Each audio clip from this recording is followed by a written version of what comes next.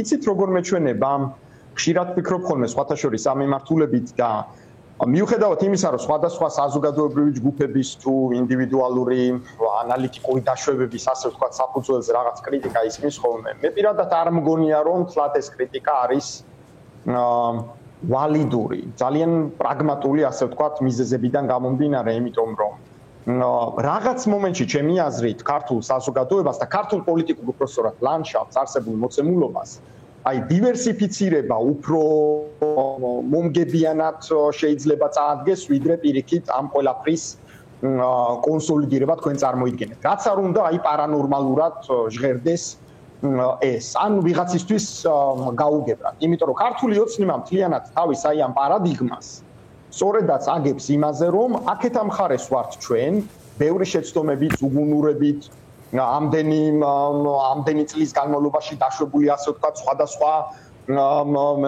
პრობლემებით და მიღებული სხვადასხვა პრობლემებით და ასე შემდეგ მაგრამ აი იქით ამ მხარეს რეალურად არიან აი ყველანი ერთი ამორფული მასა რომლებიც ზოგიერთი პირდაპირ თუ ზოგიერთი ირიბად დაკავშირებული არიან წინა ხელისუფლებასთან ნუ ამ შემთხვევაში ნაცმოძრაობასთან ანუ პრობლემა რეალურად რისი თქმა მინდა იცით რომ აი ნაციონალური მოძრაობის დემონიზებას კი არ ვახდენ სხვათა შორის მაგრამ აი ეს პარადიგმა რომ დღესაც ფაქტიურად 12 წლის თავზე ქართული ოცნება ეწყობა მთლიანად ნაცმოძრაობის ზიზღზე ეს არის დასანგრევი და ამის დანგრევის გარეშე ანუ შეუძლებელი იქნება ფაქტიურად მათი დამარცხება მათ შორის სწორედაც აი ელექტორალური ბაზისის რომელსაც სხვათა შორის არ ითვალისწინებდნენ და აი ამ კვლევამ ძალიან მკაფიოდ გამოკვეთა ეს ელექტორალური ბაზისი. კი, სხვადასხვა მანიპულაციებით, საინფორმაციო ასე ვთქვათ, ტექნოლოგიებით, ინფორმაციის მანიპულაციებით და ასე შემდეგ, პროპაგანდით, აგრესიული პროპაგანდით, მაგრამ აი საბაზისო 10-15%-ის მიღმა არის ნამდვილად სადღაც დაახლოებით 15, ჩემი აზრით 18%, რომელიც სწორედაც დღესაც კი წარმოიდგინეთ. აი რა რიცხვია დღეს, ხო? ანუ 10 თებერვალია, ხო მე მგონი? 25 წლის 10 თებერვლის მონაცემები ქართული ოცნებისკენ სწორედაც იმიტომ მიხრება, რომ ნაცმოძრაობის მიმართ არსებული ზიზღის პარადიგმა ისევ დღის წესრიგშია.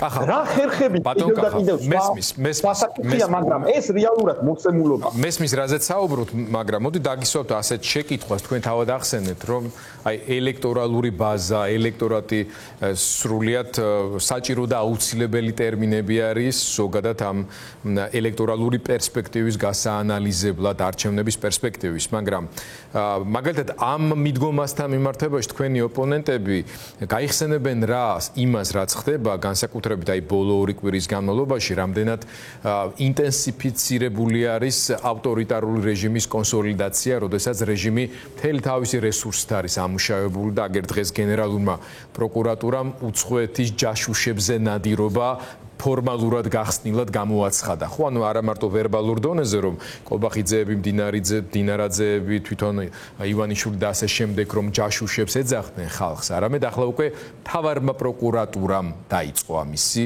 კეთება, საქმე აღძრა, სიტყვის პირდაპირ მნიშვნელობით. ხო, ანუ სახელმწიფო პოლიტიკად გამოცხადდა უცხოურ ჯაშუშებზე ნადირობა და ამ უცხოურებში, ნუ გასაგებია, რომ დასავლეთის ჯაშუშები იგულისხმება და არა რუსული საჯაშუშო ქსელი, ხო, რომლითაც გადატენილი არის დღეს საქართველოს სამწუხაროდ თქვენი პროფესიონალური ცოდნისა და სპეციფიკის გათვალისწინებით კარგად ხვდებით, რაზეც მივანიშნებ. აი ამ ყველაფრის გათვალისწინებით, როდესაც არის მოლოდინები, რომ საქართველოში უბრალოდ არანაირი ნორმალურობასთან მიახლოებული არჩევნებიც კი არ ჩატარდება და ახლა არის უბრალოდ ამ რეჟიმისაგან თავდასხმის გადაუდებელი აუცილებლობა. ხომ არ დაკარგა რელევანტურობა მომავალი არჩევნებისთვის რაღაცა ტიპის ელექტორალურ სტრუქტურებზე ფიქრმა და ლაპარაკმა და ხომ არ დადგა აუცილებლობა რომ ამ ეტაპზე ამ ეგზისტენციალური საფრთხის საწინააღმდეგოდ დიდი სტრატეგიული საფრთხის გათვალისწინებით და პირიქით გამოსავლის აპოვნელად ყველა მართლაც გაერთიანდეს აი ამ საერთო მიზნის წინააღმდეგ საბრძოლველად. მე მგონი ეს ლეგიტიმური შეკითხვები არის და პოზიციებიც, რომელიც განსაკუთრებით სხვა პარტიების წარმომადგენლების მხრიდან მოემართება ამ შემთხვევაში თუნდაც გახარიას და თქვენი პარტიის მიმართ, რომელსაც მოუწოდებენ რომ რაღაც საერთო ნაბიჯები გადაიდგას, მათ შორის თუნდაც აი პარლამენტთან მიმართებაში მანდატების გაუქმებასთან დაკავშირებით. ბატონო გიორგი, პირიქით, აბსოლუტურად ლეგიტიმური შეკითხვებია და იმისთვის რომ აი ამ ლეგიტიმურ შეკითხვებს პასუხი გავცეთ, გარკვეულწილად ჩვენ გვჭირდება აი ცოტა სიღრმისეული ანალიზი. პრობლემის გენეზისის დადგენა ზოგადად, ხო? ანუ იმ გაგებით რომ აი საქართველოში ჩემი აზრით პოლიტიკოსებს, ვთქვათ, ანალიტიკოსებს, სხვადასხვა ჟურნალისტებს ზოგიერთ შემთხვევაში ჩემი აზრით, ჩემი მოკრძალებული აზრით რაღაც მომენტში ვიკარგებით ხოლმე ჩვენ აი ტაქტიკურ ანალიზში. მაგრამ დიდ სტრატეგიულ ანალიზს ასე ვთქვათ, ცოტა რამდენიმე ნაბიჯით წინ რო გავიხედოთ, ანუ ცოტა ჩემი აზრით გვეშლება ხოლმე. ცოტა ხშირად სამწუხაროდ. იცით რა არის საუბარი? თუ შეგიძლიათ დააკონკრეტოთ, აი რას გულისხმობთ მაგალითად? გეტყვით, აი მანქამდე მივდივარ, ანუ რას გულისხმობ, იცით რომ იმისთვის რომ ფაქტიურად აი გაერთიანება ასე ვთქვათ პრაგმატულად წარმატებული გამოვიდეს. მოდით ვიხმაროთ სიტყვა კოორდინაცია, ანუ კოორდინაცია უკეთეს მაღალ დონეზე. იცით რა შეიძლება გაერთიანებასა და კოორდინაციას შორის ჩემი აზრით ფუნდამენტური სხვაობაა, იმიტომ რომ კოორდინაციას ასე ვთქვათ დიდ ზეპარტიულ საკითხებთან დაკავშირებით დღეს არანაირი პრობლემა არ აქვს. რა არის ეს ზეპარტიული საკითხები? საერთო არჩევნები, ევროპული და ევროატლანტიკური ინტეგრაცია, პროქართულობა. მე ამას ხარს უსვამ. პროევროპულობა კი არა. ეს ეშლებათ ხოლმე, ანუ ტერმინებს თუ დააკვირდებით, ბევრი პოლიტიკოსი იძახის, რომ აი ჩვენ პროევროპელები ვართ, ჩვენ პროდასავლელები. პროდასავლელი კი არ ვარ. პროევროპელი კი სულ არ მაინტერესებს არც ევროპა და არც დასავლეთი თქვენ წარმოიდგინეთ. და ბევრჯერ გვიჩხუბია, მეცაც გეტყვით, ჩემი სპეციალობიდან და ჩემი ასე ვთქვათ, წარსული ცხოვრებიდან გამომდინარე დასავლელ მეგობრებთანაც, ოღონდ ობიექტურად გვიჩხუბია და უკაცრავად და თავზე დაგვიხურებია ზოგიერთ ფაქტთან დაკავშირებით და უпростоრად იძულებულები გაგვიხდია, რომ ჩვენი ნამდვილად საქართველოს ინტერესი გაეთვალისწინებინა. ბევრი წლის განმავლობაში ამას ძალიან ღიად ვიძახი. მაგრამ მე ამის კომპლექსი არ მაქვს. იმიტომ რომ პროქართულობა სწორედაც ნიშნავს პროდასავლურობას. სამხრეთ კავკასიაში სხვა გეოპოლიტიკური პარადიგმა უბრალოდ არ არსებობს. რაც შეეხება ახლა თქვენს მიერ დასმულ შეკითხვას. კოორდინაციის თვალსაზრისით პრობლემები არ არის. ობიექტურად არ არის. იმიტომ რომ კონკრეტულად ასე ხელოვნური დისტანცირების ნიშნები არის, მაგალითად ახლა როცა ჩვენ ვსაუბრობთ, გვერდზე გადის კადრები საქართველოს მეხუთე პრეზიდენტის სალომე ზურაბიშვილთან პარტიების ლიდერების შეხვედრების. აი ამ ფორმატში ჩვენ მაგალითად ბატონი გახარია არასოდეს გვინახავს, არადა არის ელემენტარული მოთხოვნილება, რომ რაზეც თქვენ საუბრობთ, კოორდინაციის ამ ხარისხში პირველი პირები ერთად ჩადდნენ სალომე ზურაბიშვილთან ერთად ამ შემთხვევაში. ეს მოთხოვნები, ეს მოლოდინები არსებობს და რატომ გონიათ რომ დაუშვათ გახარიას მომხრეები ამის გამო განაწყენდებიან ან უკმაყოფილოები გახდებიან? ბატონო გიორგი, აი რა ჩაგეკითხებით, აი ვისგან არსებობს ეს მოთხოვნა? აი შეგიძლიათ გითხრათ, აი ემპირიულად მითხრათ მაგალითად ვისგან არსებობს მოთხოვნა, რომ მაინც და მაინც გიორგი გახარია უნდა იჯდეს პრეზიდენტ ზურაბიშვილთან ერთად იმ ადამიანებთან ერთად, რომლებიც იქანე მე ვინმეს კი არ ვაკნინებ, ანუ ამცირებ, ან პირიქით უმაღლებ ავტორიტეტს. უბრალოდ ანუ ამის ემპირიული კვლევა არსებობს, ვიღაცა ამას იცის, ცალკე მაგიდასთან გახარია რომელ კუთხეში უნდა იჯდეს, ეს კვლევა ვერც ჩატარდებოდა, მაგრამ ის რომ სალომე ზურაბიშვილს დღეს აქვს ყველაზე მაღალი საზოგადოებრივი ნდობა და ოპოზიციური წინააღმდეგობის ფრონტიდან პროცესის კოორდინაციის მოთხოვნილება არსებობს, სადაც პოლიტიკური პარტიების პირველი პირები ერთმანეთთან ჩანან, ეს ელემენტარული პოლიტიკური კულტურის გამოვლინებაც არის,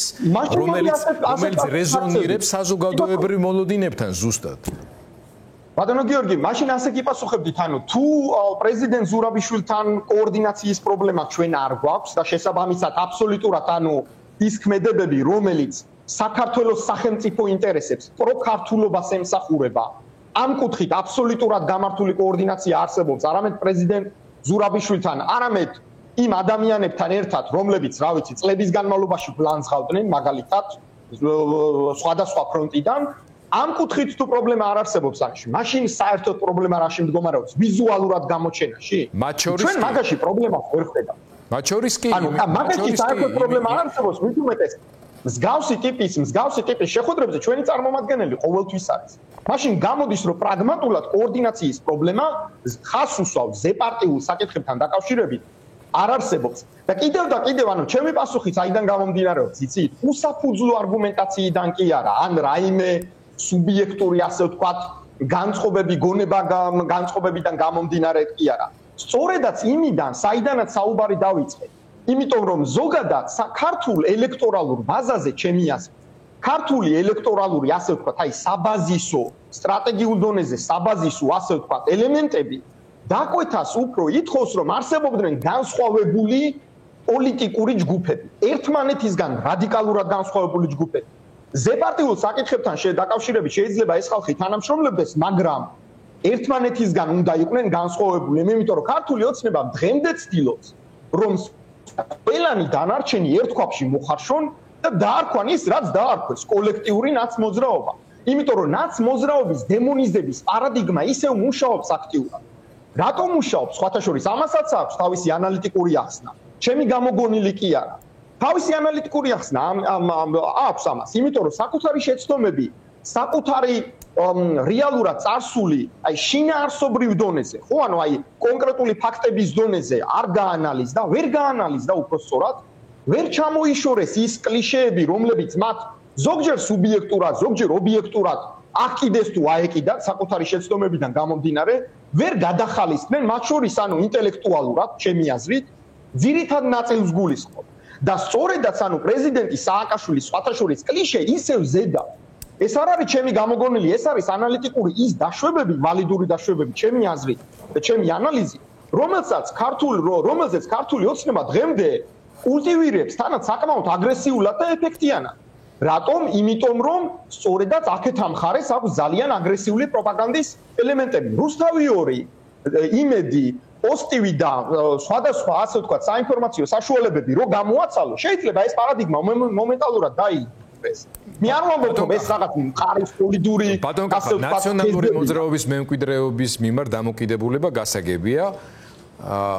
თუმცა არსებობენ სხვა პოლიტიკური პარტიები და სუბიექტები, რომლებთან მიმართებაშიც ერთმანეთს შორის ნდობის ხარისხიც დიდ ახტაცებას არ იმსახურებს დამკვირვებლებში, ხო? მაგალითად, იგივე ლელოძლიერი საქართველო, რომელთანაც წესით შედარებით უფრო არანაციონალური წარსულის მატარებელი სიმძიმეების გამო გამოწვეული პრობლემები უნდა ქონოდათ, მაგრამ ეს პრობლემები სახეზია. მე ამ პრობლემების სიღრმეებში წასვლაც ეხა დღეს უკვე ამის საშუალებაც აღარ არის, მაშინ რომ ესე გავყვეთ და ვილაპარაკოთ, თუმცა როდესაც ბატონი გახარია თუნდაც ახლა ამ წუთებში რუსთაველზე დგას და გოგი ჩაიშვილი პოლიციამ მანქანაში ჩატენა უდიერად და გაიტაცა და სადღაც წაიყვანა და სხვა თქვენს მომხრეებსაც ურტყეს იქ და ისევე როგორც არ გაურჩევიათ იმის მიხედვით რომელია გახარიას მომხრე და რომელი არა, მე მგონი სრულიად ბუნებრივი არის მოლოდინები და მოთხოვნები, რომ არაპოლიტიკურ გარემოში, არამედ უკანონობის, რეჟიმთან დაპირისპირების გარემოში, კოორდინაციის, საერთო ძალის დემონსტრირების და რაც შეიძლება უფრო ფართო საზოგადოებრივი ჯგუფების შემოყვანა ამ პოლიტიკურ პროცესში შესაძლებელი გახდეს რაიმე ტიპის სხვა ფორმის აქტივობებით. არ გულისხმობ გაერთიანებას, კიდევ ერთხელ ვამბობ, მით უმეტეს რაღაც საარჩევნო პერსპექტივით. ამიტომ თქვენ ამ შემთხვევაში როგორც მათ შორის ვთქვათ ანალიტიკური მეთოდების მცოდნეს შეგიძლიათ თუ არა ამ ყველაფერზე თუნდაც ლაპარაკი თქვენს კოლეგებთან, რომ ეს დაპირისპირებები არ გამოდიოდეს მაშინ საჯარო სივრცეში, რაღაცეები დროებით მაინც დაიხუროს იმისთვის, რომ საზოგადოებაში გაჩნდეს განცდა, რომ რაღაცებზე კი ვერ შეთანხმდით, მაგრამ არსებობს რაღაც დიდი სტრატეგიული მიზნები, რომლის გარშემოც თქვენ არათუ არ გიჭირთ ერთმანეთთან საუბარი, არამედ შეგიძლიათ ერთად მოქმედება.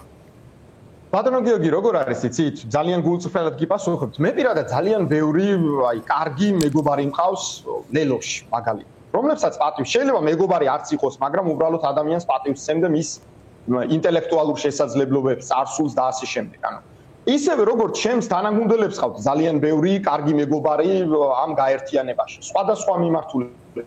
ამიტომ მე პირადად სუბიექტურად მე მგონია რომ ცოტა გადაჭარბებულია ეს შეფასებები. რაღაც მომენტში მესმის იმიტომ რომ აი ეს ეგრეთ წოდებული პოლიტიკური კინკლაობა აი ცოტა ეგზალტირებულად გამოდის სატელევიზიო სივრცეში და იქნება ახმარო თითქოს რაღაც აი დაპირისპირება და ასე შემდეგ. ეს ასე არ არის. აბსოლუტურად ეს ასე არ არის. ამას ძალიან ადამიანურად და ძალიან გულწრფელად ვიძახი, იმიტომ რომ მიუხედავად იმისა, რომ ბევრი ასრთა სხვადასხვაობაა ცხადია ჩვენს გუნდებს შორის, სტრატეგიულ მიზნებზე, პროქართულ მიზნებზე, ჭეშმარიტად პროქართულ მიზნებზე აბსოლუტური თანხვედრაა. და ამასთან დაკავშირებით, რა თქმა უნდა, ეს მსჯელობები მიმდინარეობს, ეს მსჯელობები არსებობს, პოლემიკაც არსებობს ჯანმრთელი, იმიტომ რომ პოლემიკის და ღრმა, ასე ვთქვათ, ანალიტიკური გარჩევების გარეშე შეუძლებელია სწორი დასკვნების გაკეთება, მაგრამ რეალურად ეს საკითხი ჩემი აზრით არის ზედმეტად ეგზალტირებული, ანგაჟირებული, ვიდრე ობიექტურად მაგიდაზე იყოს ეს ყველა.